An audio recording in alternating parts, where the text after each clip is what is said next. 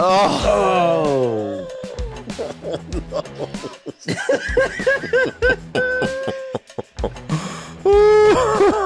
Oh, Sassy. You had the snake and you went. What a circus.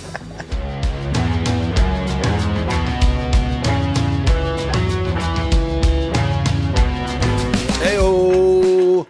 Welcome to Heed the Call NFL podcast. I'm Dan Hanzus, joined by my beautiful co-host, Marc Sessler, the iconic Conor Orr, and the ingenious Justin Graver. The day after the New York Jets shook the football world, I feel like I disappointed a segment of the listeners because a lot of the tweets, I think a lot of people figured I'd be spinning out and angry and all that, and I just wasn't quite that, and it was all happening so quickly that maybe I'm still processing what the Jets did, which is obviously put a bunch of C4 into their Florham Park facility and blow it up. But yeah, I'm still, I guess part of me still trying to make sense of this new world and the level of rebirth / risk that's going along with this after a wild trade deadline. You know? It's I think part of it is when you're covering like news that is breaking, like minutes before we do a show or as we're doing a show, like the day later, because I'm with you. I feel like I feel differently about some things the day later. But as a Jets fan, I don't know, there's a lack of trust with anything that they do. So I understand your emotions could waver to some degree. Yeah. I don't think this is going to be surprising to anyone, but I spent a majority of last night creating this little pet project based on what happened yesterday. And my opinions on what happened in Florham Park solidified in a very real and dramatic way. And it could be yesterday was an emotional day for multiple reasons, but I'm as convinced as ever that the teardown in football to this magnitude is robbery. It's a fallacy. It's not real. And it is akin to the, not to get like overly political, but akin to being like, let's just give this person $1 billion and then I'm sure he'll give you some of that. And so I created this new thing and it's called Project Whipped Cream. And you could see here. And I started writing down, because whipped cream is what I call when the national people come in and then they're just like, look at the asset management here by the GM, like how artful this is. And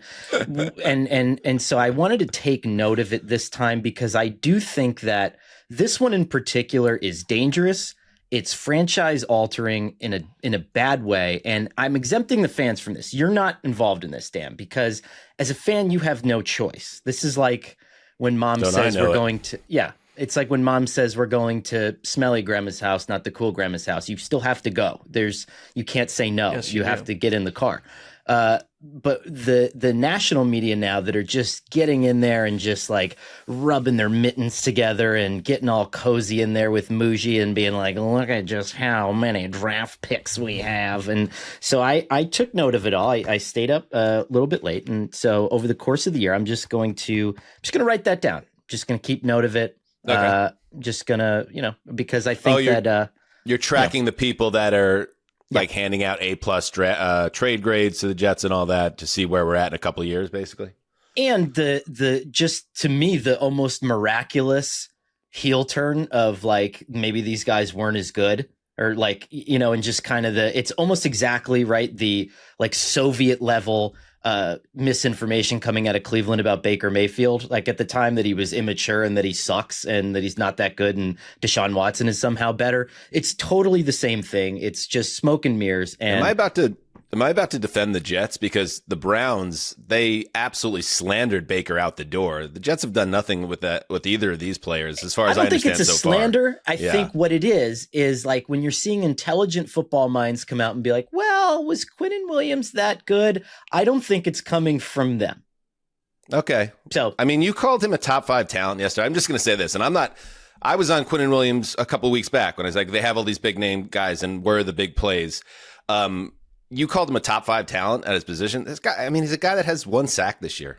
I know he's a great run stuffer, but he's 28 years old. And where the Jets are right now, to be able to flip Quinnen Williams when this is a 2 to 3 year rebuild plan, and get a first round and a second round pick and the lotto ticket with Smith, like that was a really good trade. I'll defend the Jets. I think that was, and apparently Quinnen wanted out as well. He had been talking to the organization that he was sick of losing, and he's been here since 2019. God bless you. I hope you have a great rest of your career, Have Quinnen. fun in Dallas. I know. The Sauce one, that's the one that's going to be fascinating to track because he could legitimately become a Hall of Famer in Indy. And I was on Joe and Connor's Badlands podcast last night, and he said you could book it. He's going to have 2 interceptions probably in his first Colts game. He'll have more interceptions in his first game with the Colts than he had with the Jets.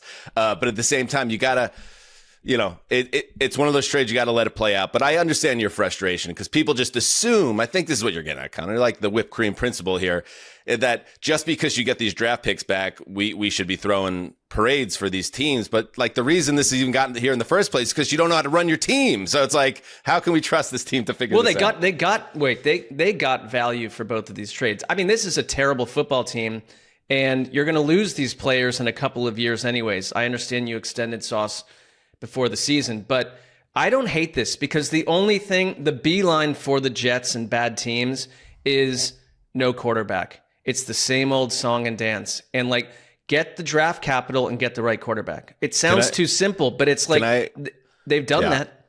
Can I just share one of my biggest concerns, and it's in line with the whipped cream? What is it? The whipped cream project, Connor?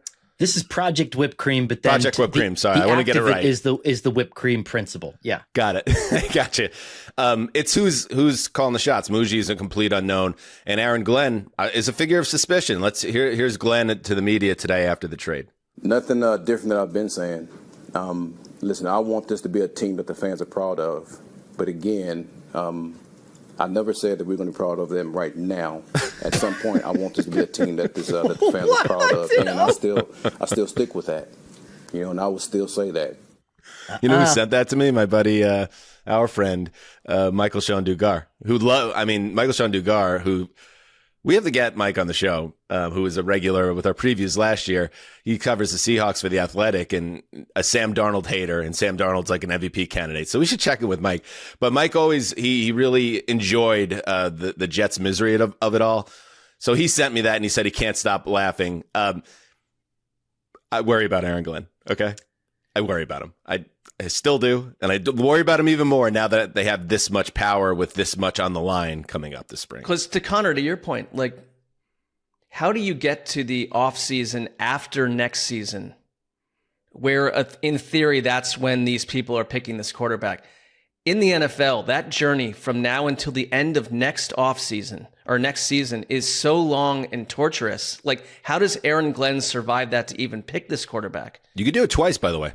That's another thing we didn't talk about. Like, do you pick the quarterback this year or next year? You could do it both years. You could do it the first year and see if you hit on somebody. And if you're not feeling great, do it again. Because to your point, Mark, all that matters is getting this quarterback, finding a quarterback, which they occasionally have found a quarterback and then didn't know how to use him. See Darnold, Sam. But anyway, and I shout out to some of the listeners were concerned about me. Like I said, they thought a meltdown was coming. Some thought that my behavior during the live stream. And by the way, shout out to our audience. We had close to 2,000 people in the live stream at one point, which is freaking awesome. So thank you for your support of this humble independent podcast.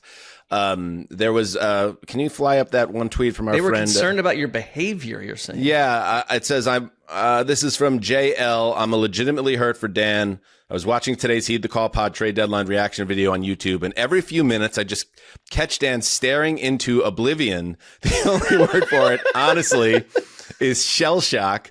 I've been deployed to Iraq twice, and I've seen soldiers with less of a concerning glossed over glare than what the New York Jets have done to Dan Hanzus. So then I asked Justin, can you pull some video, because I didn't feel like I was shell shocked yesterday, but a lot happened yesterday, and I don't remember much of it. Let's check this out. So they're multi-layered. So stop me from rambling when it gets too mundane. But the first thing is Check it out on You're YouTube. drifting a little there. around the 2027. Okay, I do look a little bit disturbed. I would, on the disturbed scale, it's a 6.5 out of 10, maybe.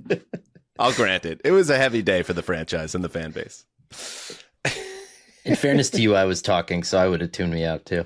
But All right. Conor in that hat too. I mean, I can't stop thinking about the fashion choices Conor made during our live Have show. you It was noticed very quietly, Mark, after having a very combative relationship with our overseas listeners, Conor is slowly but surely building up something of a quiet bond, and he's doing it through soccer kits, and he's doing it through like little newsboy caps, and all these little signifiers. He's probably going to drink a super warm beer on the show next. Like he's all these British and United Kingdom and European signifiers, and he's building up that trust with the audience. It's a great move because we've been we've been warming up to them for a decade, and so we're boring now. We've been there, and we kind of like we get it. But Conor went villain, and like I'm going Japanese, like he's going UK. He did a great job here. He's gone like he's kind of cat and mouse. It's like we don't know what to do with this guy, but we love him now because he's in our corner. And so it's like when Tony's driving with Silvio in Sopranos, and he's trying to give Silvio a pep talk. He's like, what do you have to complain about? You got a piece of ass wife. Well, she was a piece of ass when you married her, and you got the blah blah blah. And it's like that's you and I, Mark. We're fluffers. Yeah, we're just at this point we don't have the same appeal. But there's Conor. And I see what Conor's doing, and I like it. So good job, buddy. That wasn't intentional, but I will say that the newsboy cap, if any of you have ever been bald before, when the fall turns, you need more than a standard ball cap. And that's just where I'm at right now as a person. A bald. All right, we got something fun today. We're on a run. This has only happened a few times in the show's history. But we're going to end up doing 5 shows in 5 days when you put it all together. So we're working hard for you guys. We hope you're enjoying the show. Today we're going to revisit, Justin, help me out with this one. I believe it was the August 14th edition of Heed the Call. Is that correct? That is correct. We pulled the over-unders, wins over-unders for all 32 teams, and we held a draft. Sheck was on the show with us, and we held a draft. We had an order, and everybody picked a team, picked the over-under. So now as we head to the second half of the NFL season, we're going to revisit this draft. We're going to talk about what we got right, what we got wrong. And then at the end, maybe we'll mix things up as we look to gamify this and maybe enrage Conor. That's always a goal. If I could throw in a rule change to get Conor fired up, it's all one can ask in terms of joy at this stage of life. Rule change. With that said, let's go pick by pick. And I don't know about you guys. Like I have there's one team I remember because August 14th in regular like person time is not very long. Like it's almost 3 months, but like in like husband, dad, career, all this other stuff swirling all times, dealing with Justin in the comments, popping up his own comments during live streams. Like it creates such a cloud of anxiety, panic, elation, that it tends to obliterate everything. Like I hardly remember what we talk about on a show by that night. Mark, I know you could relate to that. Yes, I think it's a fog of war scenario. Exactly. Justin is an element, but yes, August to me is previous to World War I to the normal individual. So I'm with you. So this is what I asked you to do. And Justin, I want you to jump in on this segment. You're going to kind of step into Sheck's shoes. Good luck. And by the way, Sheck's going to be with us in 2 weeks when we bring back our Thanksgiving feast of the NFL, when we figure out our Thanksgiving table. And that's going to be fun. But in this case, Justin, you're going to step in for Sheck. We'll go through each pick, And I don't know. Do you guys remember the teams you picked? Maybe you guys did. I don't remember what I did. So this is going to be kind of fun as we go pick by pick. And I got a feeling we might be regretting some of the decisions we made. And maybe, just maybe, we could rectify that. So let's start. Let's start with the first pick. Justin, who had the first overall pick in the over-under draft in August? Connor had the first pick. How about that, Connie? Just for fun, what do you think you would have guessed, Connor, if you had the first choice in middle August? I'm thinking Russell Wilson might have been. No, I actually, it's miraculous that I remember this because I kind of failed the memory test on the husband front like 5 minutes ago on something way more important right before I came down here. But I believe I took the over on the 49ers. I think I was very, very excited about the 49ers. All right, Justin, is that correct? That is correct. 10 and a half wins is the number. And that is right. Yeah. 10 and a half wins on the Niners. You were bullish. A lot of people were bullish when you looked at the Niners as a bounce back candidate and a soft schedule from our perspective back then. And right now they are 6-3. So you got to get to 11. Yes. Okay. So you would sign off on 6-3 at this point. And in general, you have to, you would have to say if you're a Niners fan or you're someone like Connor or you're someone like Justin who actually does gamble away his earnings. I do have money on the Niners over. Yeah. You have to be very, very happy for them to win 6 of 9, considering all the obstacles that they've faced so far. And look at what's left, right? I mean, they have the big Rams game this weekend, and let's say that they lose that one and split with the Rams, and they're 6-4. Then we have the Cardinals, the Panthers, the Browns, and the Titans coming up here. So I feel pretty good about that. All right. So let's now move to the second pick. Who had the second pick? Second pick was Dane Hanzus. Okay. I'm a little nervous about this one because... yeah, I'll just say I'm not even going to guess what it is. What did I pick? Broncos over 9.5. You're almost there. Oh my God, they were only 9.5? I knew that was the one I knew that I took. I knew that I took the Broncos. I wasn't sure if I took it with the first pick, so I was bullish, obviously, on the Broncos. And the Broncos are sitting at 7-2, baby. So their season, while not like a feast of the eyes at times, I will say this. They've had some ugly wins this past week in Houston. That Jet game come to mind as 2 options, but they won both those games. And if you really want to get crazy, if you look at their 2 losses, they lost 29-28 to the Colts on that crazy play where the Colts got the second chance at the game-ending field goal and piped it, right? And then they lost 23-20 to the Colts the following week. To the Chargers.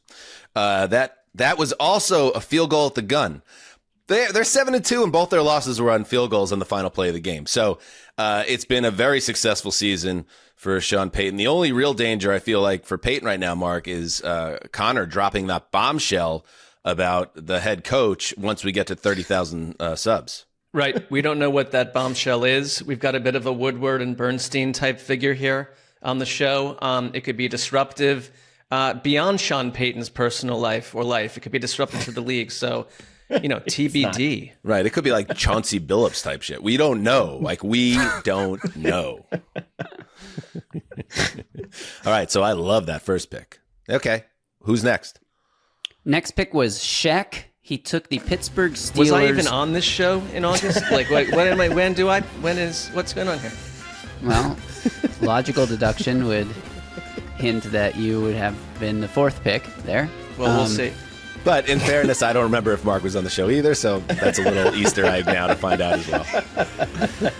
Shaq took the Steelers stunner, and I'm going to guess it was the over. What was it? 8.5 wins, I guess. He's good. For the currently 5-3 Pittsburgh Steelers. Probably okay. That was a big win over the Colts. Let's be real. Things feel a lot different if they don't find a way to play their best game of the year against Indy. I would feel like, and knowing their track record. If he's not okay, they always that's get to a 9. spaceship crashing into Earth. They just need to win 3 more games. There's like 18 more weeks to the season, so. No, they need to win 4 more games, right? Well, sure, but there's a long way to go. Mark, And I think come on, Mark. We need to get the data points right here. It's 8.5. They need a winning they're record. 5 again. and 3, and hold on, I'm going to take a look at you're inside a division with the Bengals and Browns. First of all, you got a bunch of division games coming up. They're going to do this. They already got beat by the Bengals once, by the way. Not next time. All right, they're at Los Angeles Chargers.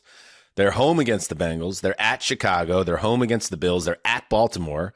Home against the Dolphins. They're at Detroit, and then at Cleveland, and then home Baltimore. They're probably going to get to 9, but you're positioning it, Mark, as a slam dunk. We'll see. I think they'll probably get to 9. I think it's like Justin slam dunking. Like it might happen. No, that would mean it almost happens, but doesn't happen. Or it happens, but only like nobody sees it. It's just like, oh yeah, the Steelers won 9 games. Like, okay, where's the standings? I can't show you that. But it happened. That doesn't count. We need to actually see it. This is a perfect spot, Justin, for you to insert the B-roll of your dunk attempts.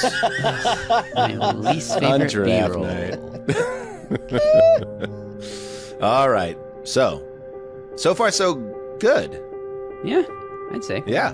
All right. That brings us. Is Mark on the show? Mark had the next pick. What do you know, Mark? Do you want to take a guess where you were in August, where you would have been with your first pick?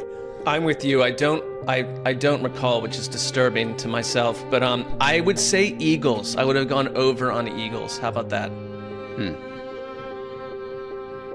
Well, without revealing too much, no, that is not. That was right, not your go pick. Your first pick was Falcons. The currently 3 and 5 with Sessler. It's got to be the over. Falcons over 7.5. Of course. Sessler never learns, man. The Falcons, bro. They're gonna bang you, bro. They're gonna bang you for the 4th year in a row. And I'm looking at their schedule, and I don't think there's an easy path.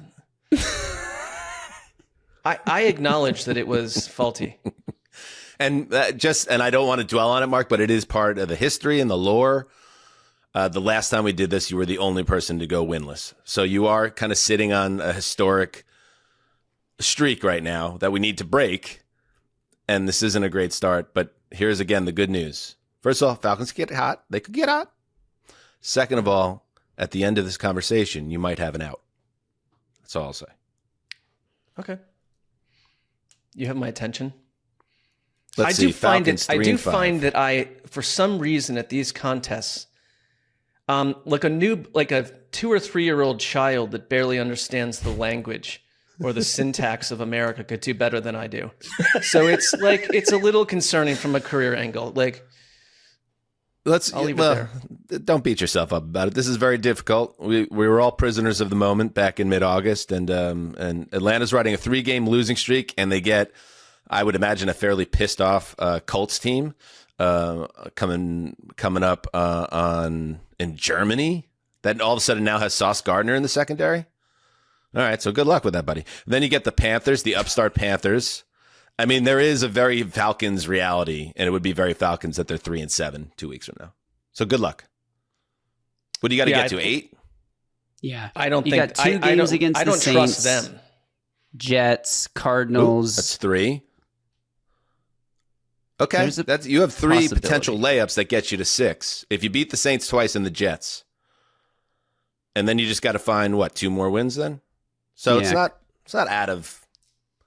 You just got to control what you can control and then steal a couple. Good luck, Mark. Thank you. I have no control over it at all, which is the great device here. That's life, man. All right, it snakes back to Mark, I would assume. Yep. All right. Any idea where you would have gone with this second pick, Mark? Well, I think I would say Eagles again. Did I still not go down that road? No, you took the New York Jets over 5.5. Oh.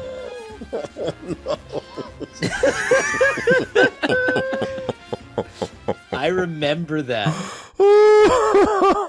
Sassy. Oh, I remember You had that. the snake and you went Falcons Jets? What a circus. I think I did that for the show, right? For entertainment value. But I mean, we do that everything isn't- for the show. I mean, I remember you picking the Jets to make the playoffs in our predictions as well. So this all connects. And in fairness, I picked Aaron Glenn Coach of the Year. So none of us were innocent. I didn't pick the Jets in this exercise either way, I'm pretty sure. But like 5.5, especially after the fire sale, they're at 1-7. This one is pretty much cooked. Absolutely. This is embarrassing. Don't lose faith. You have 2 more picks. What is it? 3 picks or 4 did we make? It was 4 picks total, yeah. Okay, so we got 2 more picks to come, Mark, and also a little chance at redemption. Okay. All right, which takes us back to Sheck/Justin.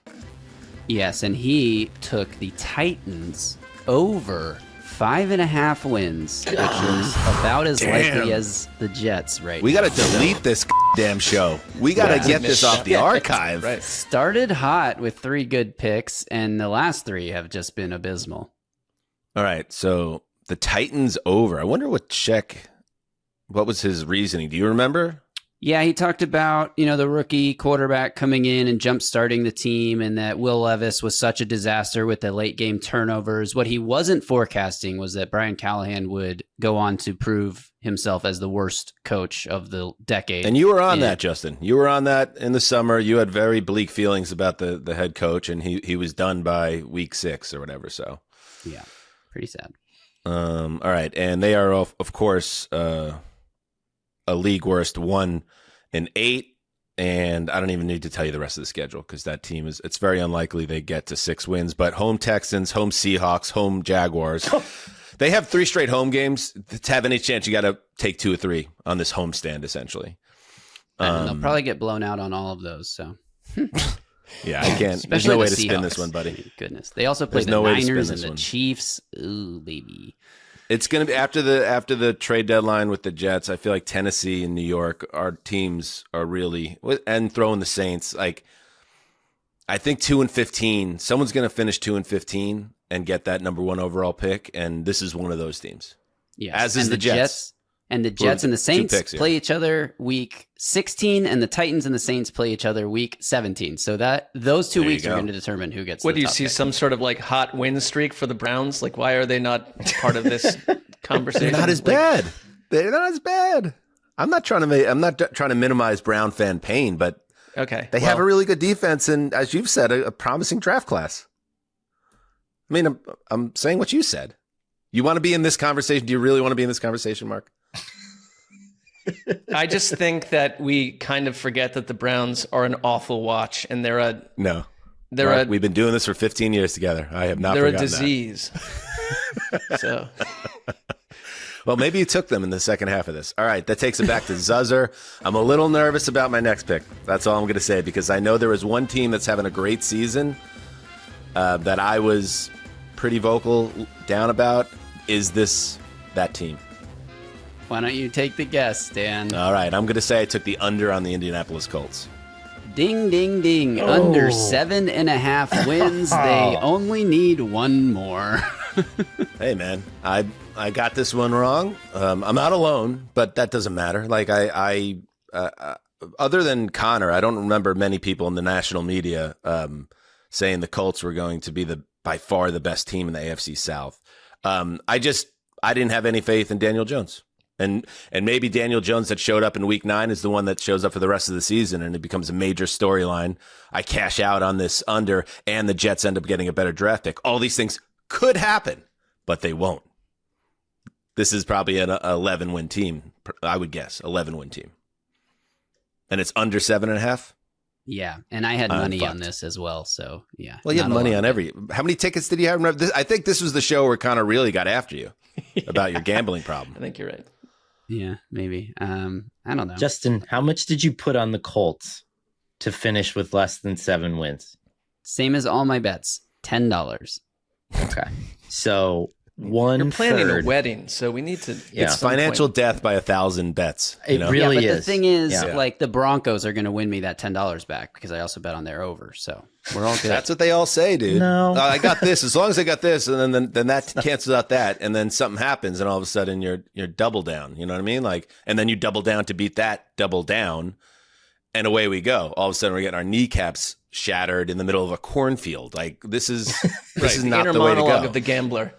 The thing is, if you have an infinite bankroll, you can always double down on a loss until you win, and then you get it all back. So You have an infinite bankroll.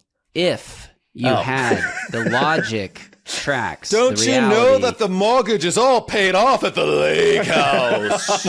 We are very liquid in North Texas. Don't you understand? We don't worry about things like money. That's for the regular folk. Here at the lake house, we find parlor games, a fun way to pass the time on a wonderful Sunday afternoon.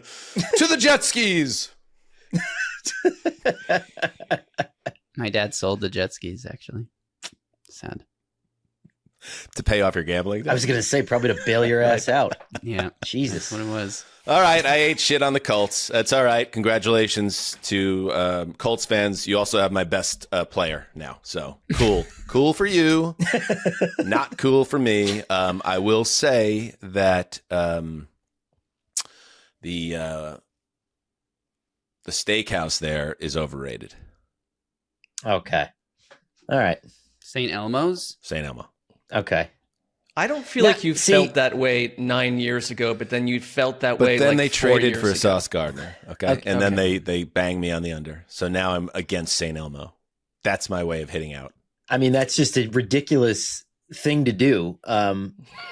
We've had so much fun there. I feel like I introduced you to so much of the golden underbelly of Indianapolis, and to just throw a rock at a window because you're Yeah. upset is That's yeah. fair. I just feel like that's hurtful. Do you remember my slogan?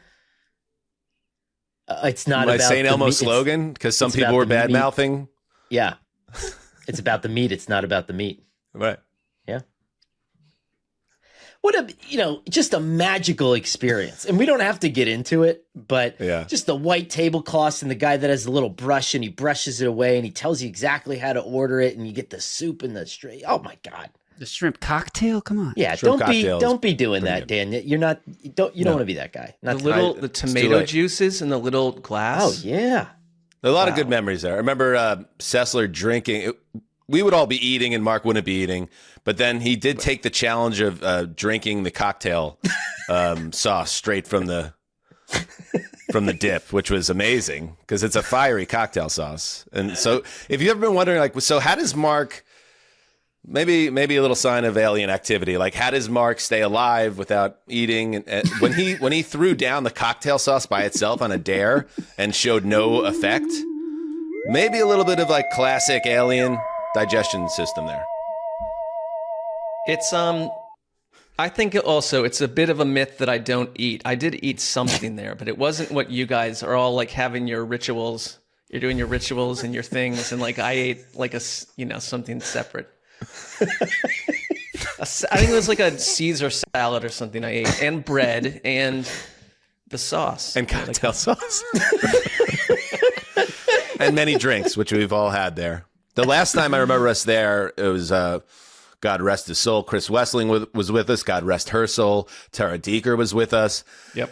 And we were down in the basement area. Mm-hmm. And everybody, like multiple people were so shit-hammered that we had to get out of there, I remember. Well, Ricky, Hollywood, and Wes especially went off the rails in a very beautiful way. Yes. Yes. All right. We miss our friends. All right. Let's move to the next pick. So I got banged on the Colts, and now we come back to Connor, and let's see how Connor did with his second pick. We're on a bit of a losing streak. Let's be real right now. So let's see if Connor can stop that. Any thoughts on where you would have gone? Let's just roll it out. Yeah. Yeah, let's just roll it out. You took the New Orleans Saints, 5.5 wins under, baby. Nice. Very good. Let's go, baby! Well done. I'm collectively rooting for everyone because it's not going to reflect well on us if we all like shit the bed. So that's very nice. Connor in great position there. I feel like that is 5.5. That's a mortal lock. Yeah. An absolute mortal lock. All right, let's take a break. When we get back, the rest of the draft. All right, Mark, Bob's Discount Furniture. This is a product that I love because I don't like to leave my home at this stage of my life. I like to be hunkered down, batten down the hatches, and just cozy up, especially this time of year. So this is the place for me to get everything I need to never have to see anyone else. I'm with you. And, at Bob's Discount Furniture, let's be real, you can get high-quality furniture in the latest styles for a fraction of what you'd pay at other furniture stores. They've got power reclining sofas, love it, with all the bells and whistles, hidden cup holders, we need that, right? Bluetooth speakers, even lights that sync with your music. One thing that I love is that they do bundles, so you can bundle a sofa and a love seat, or bundle a 4-piece bedroom set and save even more money. It's called Bundle and Save at Bob's, Dan. For sure, Mark. And I feel like people sleep on Bob's because they hear discount and they think it's cheap furniture. But no, I can attest. I have these 2 beautiful chairs, these outdoor chairs that me and my wife just sit on, and we say, this is as far as we're going to get to off our property right now. And we just have a nice glass of wine together. We enjoy it, and it's firm, and it's not going anywhere. We know we're going to have this chairs forever. Bob's buys directly from the manufacturers, so you can save all that cash. They don't do sales. It's everyday low prices all year long, so you always know what you're gonna get.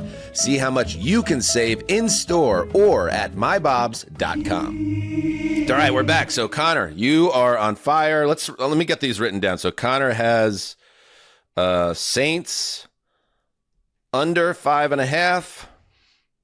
What was your first pick again? Sorry. My first one was 49ers. 49ers, yeah. 49ers over 10.5. Mm-hmm. Yeah, that one's still a little dicey to me. Dan was, I had the Broncos over 8.5 or 9.5? 9.5. 9.5, and Colts under 7.5. Yep. Okay, and then Sheck/Gravy was Steelers over 8.5. Titans over 5.5. Okay. And then both overs. And then Mark was... I had ingloriously had the Falcons and Jets as back-to-back picks. So. Both Over on the overs. 7.5 and over 5.5. That reminds me, actually, I think Mark went all overs. Now I just had a little flashback premonition. Okay. So that takes us back to Connor for the second half of the over-under draft. What did he go with now? Dallas Cowboys, 7.5 wins. He definitely took the under. He hates the Cowboys. Over. Oh! Interesting. Possible. I'm really surprised by that, Connor, because you're in general pretty down on quote-unquote America's team. How you feeling about that one? Okay, so we're at 3 wins. We just got Quinnen Williams, and let's see what we have. We have another Giants game on the schedule. We have the Commanders, so that'll get us to 5. Here, I'll give you the schedule. At Raiders, home Philly, home KC, at Detroit. Holy shit. Bro, there's a very good chance you're about to be 4-8, 4-8-1. Home Minnesota, home Chargers, and then a nice soft finish at Washington, at Giants. Okay. So you gotta, if you one. bank those last 2 road wins, which we cannot just check any box with this Cowboys defense. Right. That gets you to 5, and then you got to find your way to 3 more wins, dude. That tie hurts you too. Yeah, that's a tough one. You're in a little bit of trouble on this one, I think. It's possible because they have that great offense, but not great. Why did I do that? I don't know. I'm really surprised. Yeah, I am too. That was just, and I know what I did for the last one, which sucks. But anyway, let's go. Let's go now. Back to Zuzzer trying to bounce back after Colts. Yes, this is the one you remember that you've been talking about since the beginning of the season. Vikings, 9.5 wins, over. Vikings over 9.5. That's right. I knew that one. That's no cinch there. No, that's going to be tough. I did not foresee the JJ McCarthy melodrama. I thought he would be a guy that obviously was, you can't predict injuries, but I thought he would be better, and I'm obviously very much concerned there. So 9.5, they got to get to 10. They need 6 more wins. Yeah, I think you Well, said you division just games. trusted Kevin O'Connell's I pick did. of the quarterback. And I still do. And we'll see. Now JJ gets to maybe find a chance to get comfortable if he could stay healthy. Home Ravens, home Bears, at Packers, at Seahawks, home Washington, at Dallas, at Giants, home Lions. They just beat the Lions. Home Packers. I don't know, man. I don't like it. 4 out of 5 road games at one point there, and then you close with the Lions and Packers. I think they're maxing out at 9, which does not help me. That would be my guess. I don't feel great about this one. Not as bad, obviously, as the Colts, but this one has got me nervous. All right, Sheck. Sheck took the Chargers over 9.5. Nice. Chargers currently 6-3, so they're looking for 4 more wins. Gonna have to do it without either of their starting I don't know. tackles. I But don't know. 6-3 so far. I mean, losing Alt for the year, they just traded for a big draft bust and Penning, and you're going to have to coach him up to make him worth a damn. 6-3 is a great spot to be, though. You got to and they need 4 more on their schedule. They got home Steelers, at Jaguars, home Raiders, home Eagles, at Chiefs, at Cowboys, home Texans, at Broncos. There's 3 Okay. wins there. Oh, yeah. 3 wins only gets them to 9, though. That's true. They got to get to 10. Yes, But they need 4 You'll wins. sign off on that. You'll sign off on that. All right, Mark. I'm actually nervous for Mark now. As is Mark. Can we please, Mark? Can we have a pick that not only puts you in position to win, but positions heed the call with Dan Hanzus and Marc Sessler as a brand that can be trusted? Yeah, I'm not going to guess. Justin, tell me what happened here. How about that? All right. You did take another over. The total that you need to go over is 6.5 wins. And the team that needs to get to 7 wins is currently 2-6. The Las Giants. Vegas Raiders. Oh. Shit. This is bad. It's as if I were at Justin's house using what Justin uses during these shows when I did this. So Mark, the Falcons, the Jets, and the Raiders. All over. Well, hold on. One thing I will say, because now it looks like a fool's errand, but like the Raiders were a bit of a fascination for some back then, and that win total is not crazy. That's not a crazy win total. They've been very disappointing. 6.5. Yeah, they need God, 5 you more know wins. What? You really needed that 2-point conversion. I think that took you out of even contention here. They're not getting to 7 wins. I could see Gino really playing a lot better in the second half. Bowers is back. Yeah. With Bowers back, and them kind of finding their footing in the second half, and maybe Genty takes a step. But you're at Broncos. That's a 7-2 team that's very tough at home. Home Cowboys, home Browns, at Chargers, home Broncos. You got the Broncos twice, bro. You got Eagles in Philly. No, this is You close let's be, with the like, Chiefs. Take the L. What a mess. All right. Now we're gonna snake. Now we need one. We need just one that we could feel pretty good about. Justin, Depends how good you feel about the New York Giants going over 5.5 wins. Oh no, Mark. I feel good about that. They are 2-7, so they need 4 more wins.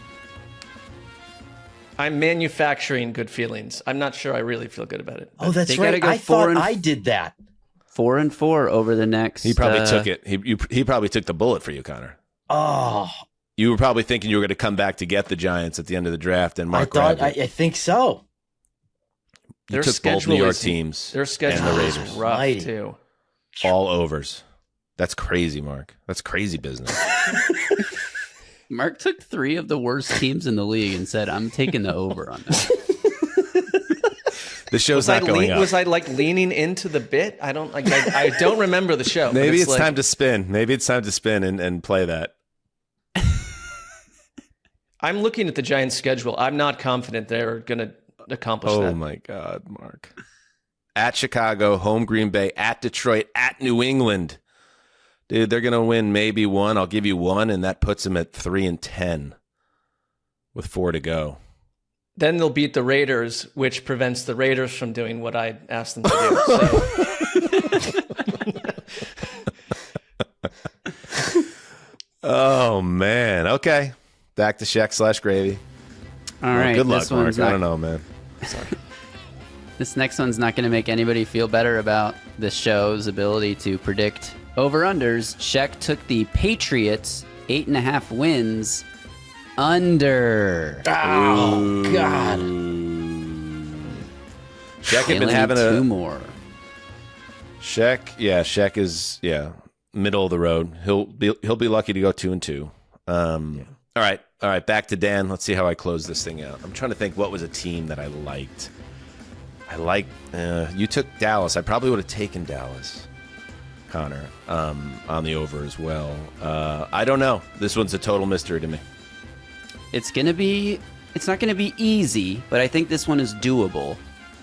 11.5 wins. Over. Oh, the Bills. I remember For the this. Bills. I took the Bills 11.5. No, I feel really good about that. You should.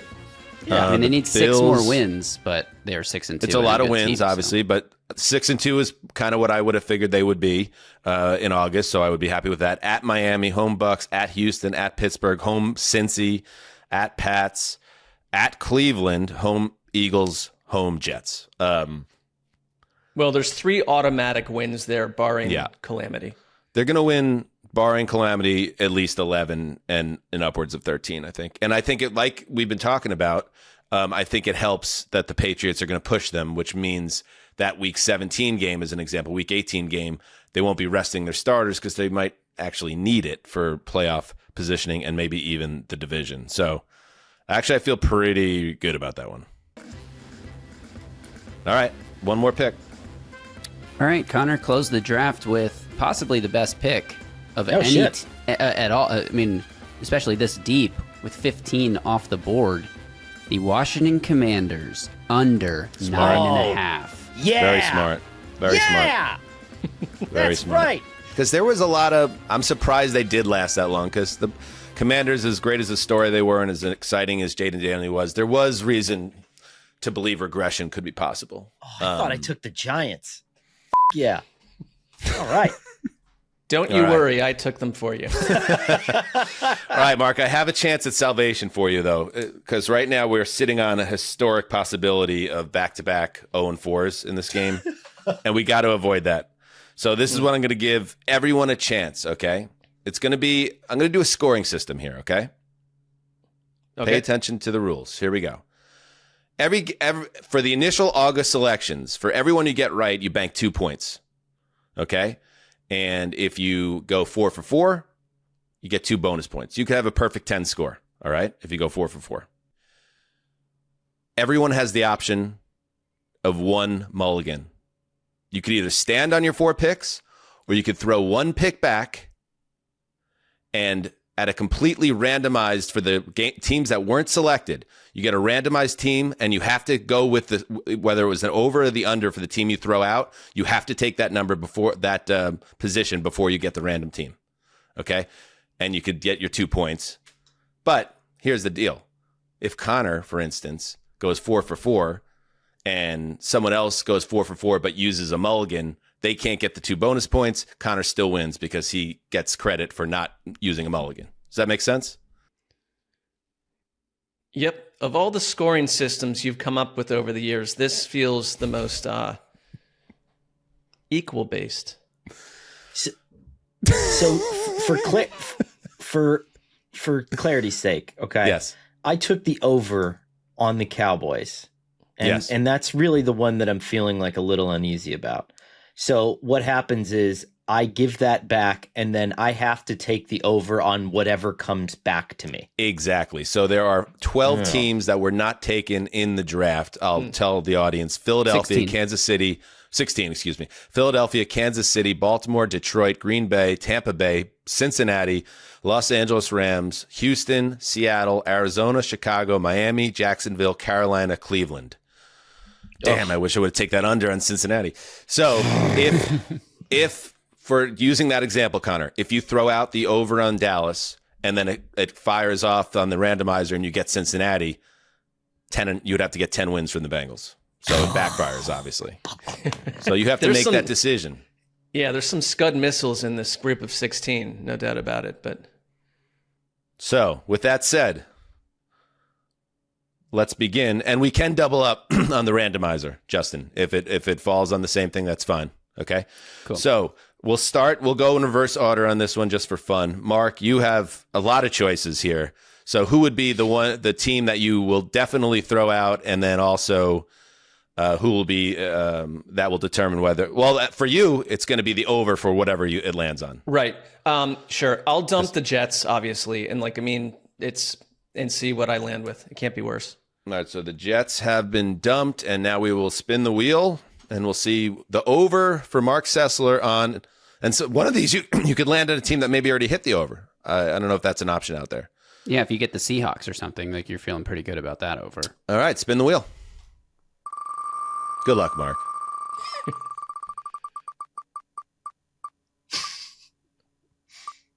All right, you hit the Kansas City Chiefs at 11.5. A little bit of a tall order here. I like it better than the Jets situation, but here's the one thing I don't like to. My rule changes. I like to be definite about it. But do we want to make it an option? You have the choice to keep or keep your initial pick, or go with this. Do we want to give that choice, or is this part of the game? I think this is part of the game. Okay. Once you let something go, it's dead. It's gone. You. Yeah, right. Because I did something so terrible to begin that I shouldn't get multiple doorways to get out of the fix I put myself in. But that's not a bad one. That could have been a lot worse. No, worse, that Mark. could be that's solid. So Kansas City at 11.5. You were so close to getting the Eagles there too, who you kept saying you thought you picked, but you did not pick. He was also on the wheel for the listeners, 2 spots away from the Browns. So it could have worked out in a much different way. Would have been fitting. But here we go. The Chiefs at 11.5 over. Mark, you're still in the game. You have a chance to get off the schneid. All right. That takes us to Shaq and Gravy on his part. So again, Shaq had Pittsburgh over 8.5, Tennessee over 5.5, Chargers over 9.5, New England under 8.5. I presume you're going to get rid of the Pats here? Yeah, I think there's 2 clear losses, but the Pats seems more. They're basically there. Sure. Yeah. Right. All right. So this will have to be the under. Whatever it lands on, it's the under. Come on, Bengals.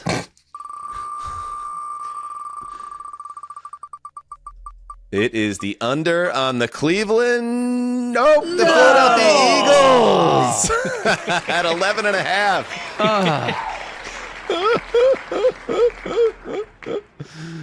Oh boy, that's a tough one. But you know what? I don't know about the Eagles. I still don't know about the Eagles, but yeah, we'll see. I think the Eagles will probably win 12 games. That would be my guess. So you're right there. 11's well within the range of outcomes, though. Right. They could definitely go 11-6. So I don't love think that there that's are too people bad. like toiling in factories right now while we play this as adults. We play this game. Like, all right, I'm obviously going to bail out of this Colts pick. That I picked under 7.5, and they're 7-2, correct? That's correct. So I should probably move off this one. Yes. So this is going to be an under. Zuzzer spinning the wheel. All right, here we go.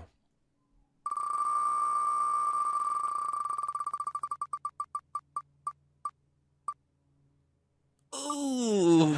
Interesting. The Chicago Bears under 8.5. I don't hate that. I don't.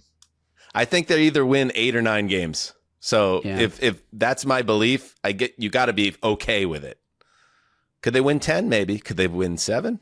Yes, they can. 5-3 right now, so less than 4 wins, and you get it. Interesting. All right, Connor. And by the way, there is a level of valor for standing on your picks too, which is something I know Connor's been considering this whole time. That is an option as well. Let's see what he does. He has the West. Niners over 10.5, the Saints under 5.5, Dallas over 7.5, Washington under 9.5. Yeah, I'm not going anywhere. I like my guys. I like my teams. I can't believe the rest of the season I'm going to be rooting for the motherfucking Dallas Cowboys. But That is great. That's yeah. almost a win for the rest of us. So It is. I mean, all right. Just help me out here. One more second here. We got the Raiders at Raiders. They got. I mean, that first Eagles game was close. It was like 24-20. this is so good. This is Connor trying to convince himself of Cowboy success. You couldn't make this up. The Commanders Giants at the end there is nice. So if Vegas, Washington, and New York gets you to 6. This is delicious. And then I need 2 more out of Chargers, Vikings, Lions. We certainly have made Chiefs, a trade. Eagles. I need 2 more out of that 5. All right. Yeah. F it. You're going to Let's go. stand? There's a very low percentage of this that is smiles and Jerry glory Jones holes. and Connor were kissing cousins for the rest of the Glory season. holes. Do you want Yeah. to spin the wheel just to see what would have happened if you would have done it? Yeah. All right. Spin the wheel, Justin. This would have been the over that Connor would have traded for. Let's see what would have happened. It would have been Green Bay over 9.5, which you probably would have cashed on. They need 5 more wins. Been kind of shaky. Yeah. I don't know. I'm you know what? I'm okay. I'm okay. Do we really right think Green Bay is going to finish 9-8? no. or worse? I think they get to 10 No. wins. But I feel like they could hit the over and still be disappointing 10-7. But 10-6-1. 10-6-1, excuse me. I missed 10-6. Don't you guys miss 10-6? Yes. That was cool. Yes. 8-8. 9-7, 8-8. Oh baby, 4-12, the good old days. All right, let's take so there you go. Good job. I like what you did there, Connor. I think it gives you a level. It kind of gives you a leg up, but it also does leave the door open for one of us to come up and tie you if the Cowboys or another one of these teams let you down. But I would say if this was actually on the board in the sports books, Connor would be the favorite, and we'll check in at the end of the regular season.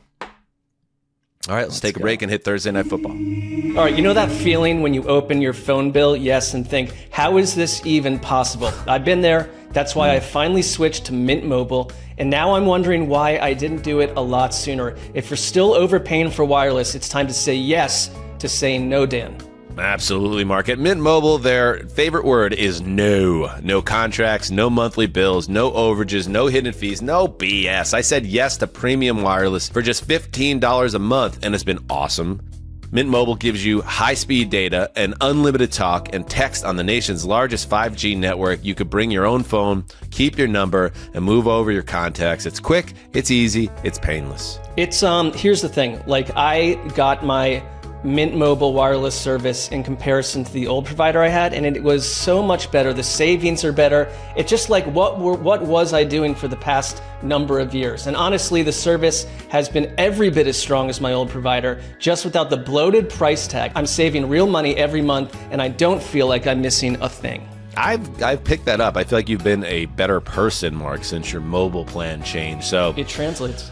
ready to say yes to saying no? Make the switch at mintmobile.com/heed-the-call. That's mintmobile.com/heed-the-call. Upfront payment of $45 required, equivalent to $15 a month. Limited time new customer offer for first 3 months only. Speeds may slow above 35 gigabytes on unlimited plan. Taxes and fees extra. See Mint Mobile for details. All right, we are back. Oh, baby, the spirit of competition. You gotta love it. All right, Thursday Night Football, first game of Week 10. Here we go. The 2-6 Las Vegas Raiders coming off a heartbreaker. Stage a big comeback. Brock Bowers, best tight end in the world type shit. But they fail on the 2-point conversion that gets batted down at the line of scrimmage. Confused old Pete Carroll says, "What just happened?" You lost again, Pete. And now you're on the road against the 7-2 Broncos, undefeated at home. Thankfully, this is on Prime Video, not on YouTube TV, so we could all watch it. That's great.